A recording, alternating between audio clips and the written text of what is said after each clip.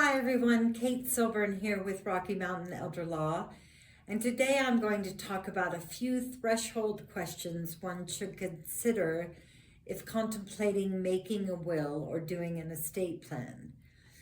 Many people assume, and wrongly in my view, that an estate plan is just about the stuff when you die. It's about your assets and who they go to once you pass away. And that can be transferred by a trust, by a will, or by a beneficiary designation. All of those are valid ways to transfer property upon your death. But what I want you to consider is going beyond the property and the assets and thinking about other ways in which an estate plan can benefit you and your family. Namely, if you're the parents of children who are under 18, you need to name guardians for your children. That's a very important point.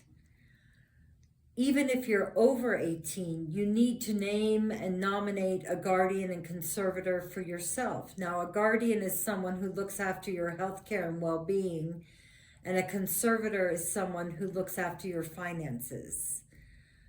Now, hopefully you also do powers of attorney so that you won't need those nominations, but I do them as a kind of insurance. So you really want to look forward to not just what will happen when you pass away, but what will happen during your decline and the potential for losing cognitive abilities. It's not something that people want to think about, but it's something that you most certainly need to think about.